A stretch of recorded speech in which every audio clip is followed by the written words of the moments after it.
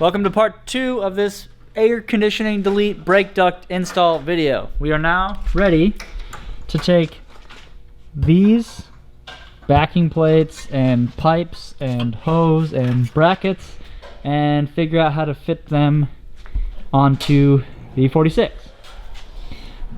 It's gonna go in this area. Haven't figured that out yet. And then these ducts are gonna sit behind the bumper. So yeah, I don't know which way, but we're gonna figure it out, right, Brian? Yep. Once you have all this off, you need to start removing this screw here. There's 3 8mm, because the bracket's gonna go behind this.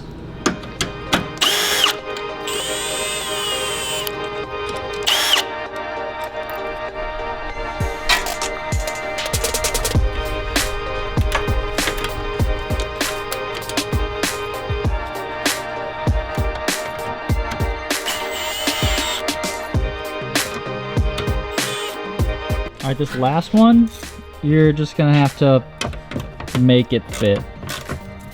That's the best way to describe it. The bracket's not exactly perfect, but close enough.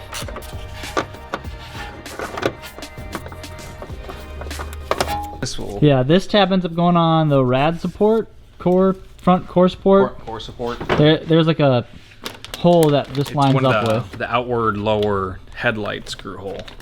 So you'll put this on the outside of the support, and when you put the headlight to put in, like that. Made total sense. Did I'm it? sure look at the gist. Yeah. That, got it. So in order to install the back plate, if you choose to order these, it's an option, but it's kind of necessary if you want it to fit really good.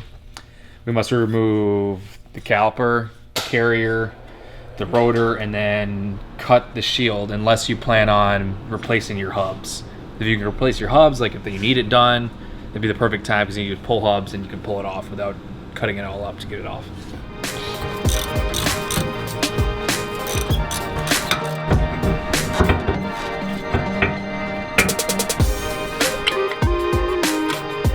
Just want to zip tie it up to your coil or wherever else you choose to zip tie it to. Okay, now caliper's out of the way. I got a carrier. Probably need a breaker bar.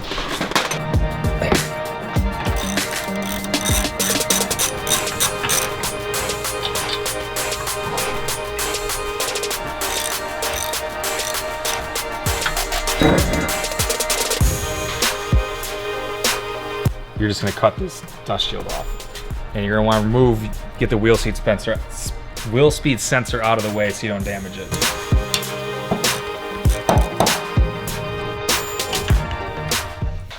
Now there's 3 bolts on this dust shield. 1, 2, third one's down in there, and then literally just take 10 snips or something and get a way to cut this off. Be careful because below this is your ABS sensor speed ring thing. There's a ringed gear under there that is what your ABS sensor reads in the first place.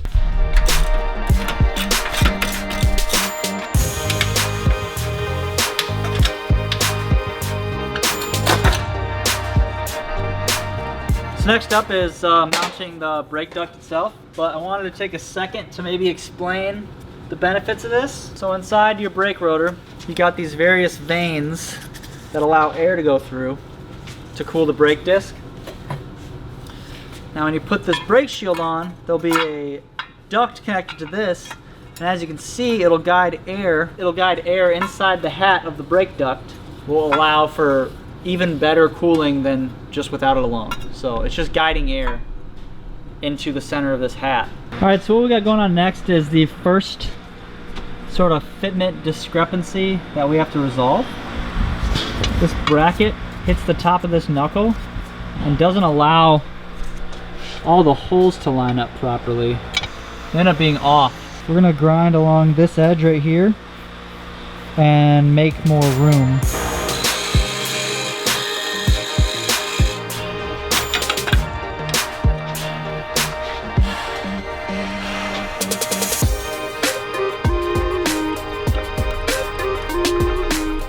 brake duct shields on now, and this is sort of the second like fitment discrepancy, I'm gonna call them, to where this could have just been manufactured at more of an angle, and the caliper carrier ends up getting in the way of this, and you have to just like pinch it in here, and it moves this brake duct to where it's not really perfect anymore. So I could have just done it like this. yeah, I mean, the way the bottom is, the top could have been the same way, so it wasn't in the way of the caliper carrier. But that's pretty much it, and that would be the brake duct install. So now slap on the rotor, and then your caliper and your caliper carrier, and this would be a good time to lubricate your caliper guide pins. Okay, so you're gonna need to torque the caliper carrier 2 bolts to 81 foot-pounds.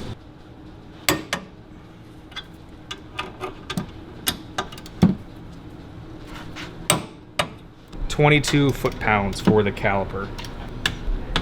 Yeah. Next up is getting these little pipe dealy McJobbies to fit. And this silicone coupler just kind of goes on here, and then this duct goes in the front, and then a bunch of clamps go on here, and it holds this in place like that. So I'm just sort of going to film us figuring this out, and then once we're done, there'll be a flexible piece of hose that will trim to go from here to the brake duct itself, and then you'll have a nice brake cooling duct set up.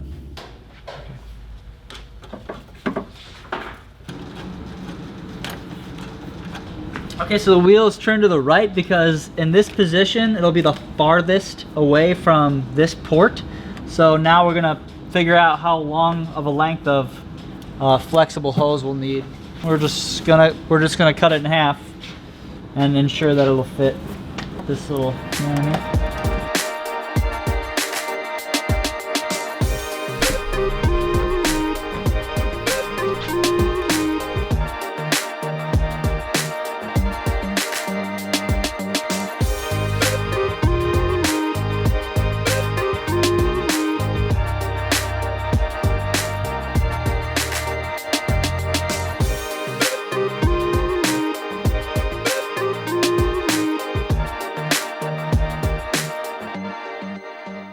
Alright, brief recap. The duct is taking in air that's coming in from the bumper. Goes in here. Go down to the back of the bumper. Air travels through this flexible hose, into the brake duct backing plate. Okay. Air gets sent into the back of the hat, and then it comes out through these veins that cools the brake rotor. To do the other side, you just repeat the same steps we just showed you, and that's it. Right, Brian? Brian's on his phone. Isn't that right, Brian? Good talk, Brian. If you like this video, let us know below. If you have any questions, comment, and I'll ask Brian to try and answer you guys' questions. But that's it. So stick around for the next video that we do. I don't know what it's going to be. Probably maintenance, I would say. We're at the point, that's the reason why we left all this stuff apart. We're not putting this back together because a lot of maintenance has to be done on this car, like power steering racks leaking. Gonna do these lightweight pulleys and stuff. Gotta figure out what's going on with this O2 sensor stuff. Pretty much all of this has to get taken care of. And so the car will stay apart until that stuff gets resolved this winter. That's it, everybody. Say bye, Brian. Bye.